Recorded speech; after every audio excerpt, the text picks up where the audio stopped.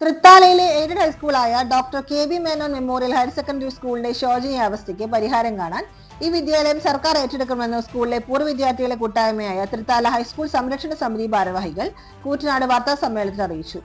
പൊതുവിദ്യാലയങ്ങൾ അനുദിനം പുരോഗമിച്ചുകൊണ്ടിരിക്കുന്ന ഇക്കാലത്ത് ഭൗതിക സാഹചര്യങ്ങളെ പോരായ്മയാൽ ശോഷിച്ചുകൊണ്ടിരിക്കുന്ന ഒരു വിദ്യാലയമാണ് തൃത്താല ഹൈസ്കൂൾ. കാലപ്പഴക്കം ചെന്നതും സുരക്ഷിതമല്ലാത്തതുമായ കെട്ടിടങ്ങളും ഉപയോഗമില്ലാത്തതുമായ ബസ്സുകളുമാണ് വിദ്യാലയത്തിലുള്ളത്. വിദ്യാർത്ഥികൾക്ക് ആവശ്യമായ ശുചിമുറികളോ അനുബന്ധ സൗകര്യങ്ങളോ ഇല്ല. ക്ലാസ് മുറിയിൽ വർഷങ്ങൾ പഴക്കമുള്ള ഫർണിച്ചറാണ് ഉള്ളത്. ഓരോ വർഷവും ഫിറ്റ്നസ് ലഭിക്കുന്നതിന് സ്കൂളിലെ അധ്യാപകരും മറ്റ് ജീവനക്കാരും ചേർന്ന് പിരിവെടുത്താണ് വർഷാന്തി അറ്റകുറ്റപ്പണികൾ നടത്തുന്നത്. ശമ്പളം ലഭിക്കാതെ വർഷങ്ങളോളമായി ജോലി ചെയ്യുന്ന 10ഓളം അധ്യാപകരും ഇവിടെയുണ്ട്. മാനേജ്മെന്റ് തർക്കം മൂലം വർഷങ്ങളായി വിദ്യാലയത്തിന്റെ വളർച്ച മുരടിച്ചു നിൽക്കുകയാണ്. നേരത്തെ ഉണ്ടായിരുന്ന മാനേജിംഗ് കമ്മിറ്റി ഈ വിഭാഗങ്ങളായി പിരിഞ്ഞ് 2008 മുതൽ കോടതി വ്യവഹാരങ്ങളിൽ ഏർപ്പെട്ടിരിക്കുകയാണ്. 1953 സ്വാതന്ത്ര്യ സമര സേനാനിയായിരുന്ന ഡോക്ടർ കെ ബി മേനോനാണ് തൃത്താല ഹൈസ്കൂൾ സ്ഥാപിച്ചത്. നാട്ടുകാർ സൗജന്യമായി നൽകിയ സ്ഥലത്ത് നാട്ടുകാർ കെട്ടിപ്പൊക്കിയ വിദ്യാലയത്തിന്റെ നടത്തിപ്പ് അന്ന് നിലവിലുണ്ടായിരുന്ന തൃത്താല എഡ്യൂക്കേഷൻ സൊസൈറ്റിക്ക് കീഴിലുള്ള മാനേജ്മെന്റ് കമ്മിറ്റിക്കായിരുന്നു. എന്നാൽ പിന്നീട് ഈ കമ്മിറ്റിയിൽ നാട്ടുകാർ പോലുമില്ലാത്ത അനർഹർ കൃത്രിമ മാർഗങ്ങളിലൂടെ കയറിപ്പറ്റുകയും വിദ്യാഭ്യാസ കച്ചവടത്തിൽ ഏർപ്പെടുകയും ചെയ്തു. പിന്നീട് അവർക്കിടയിൽ അധികാരത്തർക്കം ഉള്ളെടുക്കുകയും ചെയ്തു. വർഷങ്ങൾക്ക് നീണ്ട കോടതി വ്യവഹാരങ്ങൾക്ക് ശേഷം മാനേജ്മെന്റ് തർക്കത്തിന് തീർപ്പ് കൽപ്പിക്കാൻ പാലക്കാട് വിദ്യാഭ്യാസ ഡെപ്യൂട്ടി ഡയറക്ടറോട് കോടതി നിർദ്ദേശിക്കുകയായിരുന്നു. വിദ്യാഭ്യാസ ഉപ ഡയറക്ടർ ബന്ധപ്പെട്ടവരോട് രേഖകൾ ആവശ്യപ്പെടുകയും വിചാരണ നടത്തുകയും ഒടുവിൽ റിപ്പോർട്ട് കോടതിക്ക് സമർപ്പിക്കുകയും ചെയ്തു. റിപ്പോർട്ട് പ്രകാരം നിലവിലെ മാനേജ്മെന്റ് കമ്മിറ്റിയെ നിയമസാധുതയില്ലെന്നും കൃത്രിമ രേഖകൾ സംഘടിപ്പിച്ചാണ് സൊസൈറ്റിയിൽ നിലവിലുള്ള കാര്യപ്പറ്റിയതെന്നും അറിയുന്നുണ്ട്. ഈ റിപ്പോർട്ട് വിദ്യാഭ്യാസ വകുപ്പും ഹൈക്കോടതിയും അംഗീകരിച്ചിട്ടുമുണ്ട്. തൃത്താല എഡ്യൂക്കേഷൻ സൊസൈറ്റി നിലനിൽക്കില്ല എന്ന ജില്ലാ വിദ്യാഭ്യാസ ഡയറക്ടർ ഉത്തരവ് കഴിഞ്ഞ 2023 നവംബർ 11 പുറത്തു വന്നത്. ഇതിനുശേഷം ഡിഇഒയുടെ താൽക്കാലിക ചുമതലയാണ് ഈ വിദ്യാലയം പ്രവർത്തിക്കുന്നത്. മാനേജ്മെന്റ് തർക്കം മൂലം പതിറ്റാണ്ടുകളുടെ വികസനമാണ് ഈ വിദ്യാലയത്തിന് നഷ്ടമായത്. കട്ടപ്പുറത്ത് കയറിയ ബസ്സുകളും അറ്റകുറ്റപ്പണികൾ മുടങ്ങിപ്പോയതിനാൽ തകർന്നു തുടങ്ങിയതും പാതിവഴി നിർമ്മാണം ഉപേക്ഷിച്ച നിലയിലും ഉള്ള കെട്ടിടങ്ങളും നശിച്ച കള്ളസ്ഥലങ്ങളും ഒക്കെയാണ് ഇന്ന് തൃത്താല ഹൈസ്കൂളിന്റെ അടയാളങ്ങൾ. 3000 വിദ്യാർത്ഥികൾ പഠിക്കുന്ന ഈ വിദ്യാലയത്തിന് അടിസ്ഥാന സൗകര്യങ്ങളെ കുറവ് രക്ഷിതാക്കളെ ആശങ്കപ്പെടുത്തുന്നുണ്ട്. ജില്ലയിൽ തന്നെ മികച്ച ജില്ലകളിൽ പ്രകടനം കാഴ്ചവെക്കുന്ന വിദ്യാലയം മുമ്പ് ജില്ലാ കായികമേളയ്ക്കും റവന്യൂ ജില്ലാ കലോത്സവത്തിനും വേദിയായിട്ടുണ്ട്. പൈതൃകങ്ങളും ഐതിഹ്യങ്ങളും നിറഞ്ഞ തൃത്താലയുടെ മണ്ണിൽ വലിയൊരു പ്രദേശത്തെ വിദ്യാർത്ഥികൾക്ക് പ്രതീക്ഷയാകേണ്ട ഈ വിദ്യാലയം മാനേജ്മെന്റ് അനിശ്ചിതത്വം മൂലം നാശത്തിന്റെ വക്കിലാണുള്ളത്. സ്കൂളിന്റെ പഴയകാല പ്രൗഢിയിലേക്കും പ്രതാപങ്ങളിലേക്ക് തിരിച്ചു കൊണ്ടുവരുന്നതിന് ഈ വിദ്യാലയം സർക്കാർ ഏറ്റെടുക്കണമെന്ന് അഭ്യർത്ഥിച്ചുകൊണ്ട് സ്ഥലം MLA-യും തദ്ദേശ സ്വയംഭരണ എക്സൈസ് വകുപ്പ് മന്ത്രിയുമായ MP രാജേഷിനും വിദ്യാഭ്യാസ വകുപ്പ് മന്ത്രി P ശിവൻകുട്ടിക്കും തൃത്താല ഹൈസ്കൂൾ സംരക്ഷണ സമിതി നേതൃത്വത്തിൽ നിവേദനം നൽകിയിട്ടുണ്ട്. വിദ്യാഭ്യാസ സംരക്ഷണ യജ്ഞം ഏറ്റെടുത്ത സർക്കാർ ഇതിനകം സ്വകാര്യ മാനേജ്മെന്റ് വിദ്യാലയങ്ങൾ പലതും ഏറ്റെടുത്തിട്ടുണ്ട്. തൃത്താല MLA-യും തദ്ദേശ സ്വയംഭരണ എക്സൈസ് വകുപ്പ് മന്ത്രിയുമായ MP രാജേഷിൽ നിന്ന് ഹൈസ്കൂൾ സർക്കാർ ഏറ്റെടുക്കുന്ന നടപടികൾ ആരംഭിച്ചിട്ടുണ്ട് എന്ന് ലഭിച്ചിട്ടുണ്ട്.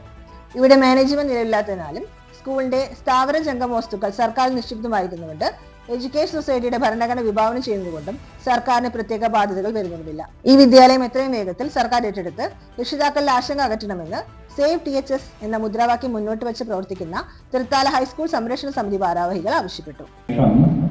ഇപ്പോൾ സർക്കാർ വിദ്യാലയം തത്വത്തിൽ ഏറ്റെടുക്കുമെന്ന് അവസാനമായിട്ടൊരു വിവരാവകാശ രേഖ പ്രകാരം നമുക്ക് ലഭിച്ചിട്ടുണ്ട്.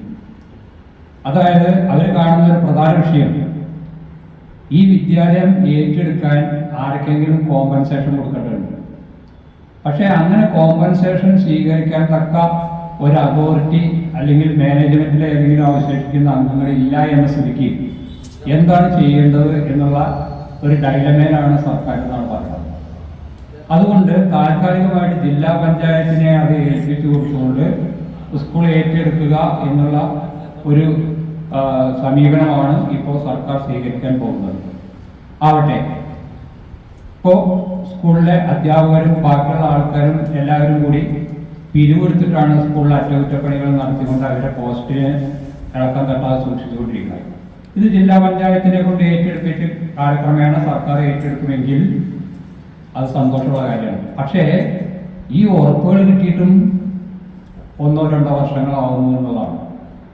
അതങ്ങോട്ട് അതിൻ്റെ പൂർത്തീകരണത്തിലേക്ക് എത്തില്ല. അടുത്ത അക്കാദമിക് ഇയറിലെങ്കിലും അതിന് അനുയോജ്യമായ ഒരു നടപടി സർക്കാരിൻ്റെ ഭാഗത്തു നിന്നുണ്ടായില്ലെങ്കിൽ ഇനിയും ആ സ്കൂളിൻ്റെ സ്ഥിതി ഭീകരമാണ്.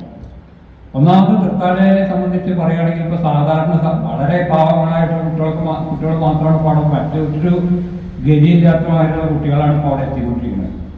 കാരണം അവിടുന്ന് ഏറ്റവും അധികം കുട്ടികൾ വന്നിരുന്ന കൂടല്ലൂര് കുമ്പിടി ഭാഗത്തു നിന്നുള്ള കുട്ടികളൊക്കെ കൂടല്ലൂർ ഹൈസ്കൂള് സ്ഥാപിച്ചതോടുകൂടി അങ്ങോട്ട് പോയി. കൂടാതെ തൃത്താലയിൽ 2 ഇംഗ്ലീഷ് മീഡിയം സ്കൂളുകൾ ആരംഭിച്ചു. അവിടേക്ക് കുറേ കുട്ടികൾ പോയി.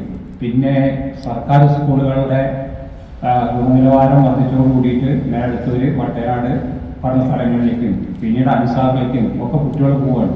കാരണം എന്താണെന്ന് പറഞ്ഞാൽ ഇത് തൃത്താല ഹൈസ്കൂളിലുള്ള ഒരു വിശ്വാസം പൊതുവെ അങ്ങനെ നഷ്ടപ്പെടുകയാണ്. അവിടുത്തെ അധ്യാപകരുടെയോ അല്ലെങ്കിൽ പഠന നിലവാരത്തിന്റെ കുറവുകൊണ്ടല്ല, അതാണ് മറ്റൊരു കാര്യം. അവര് എല്ലാവരും അവരുടെ അനുസരിച്ച് 100% SLC വിജയം ഈ കൊല്ലം ലഭിച്ച വിദ്യാലയം കൂടിയാണത്.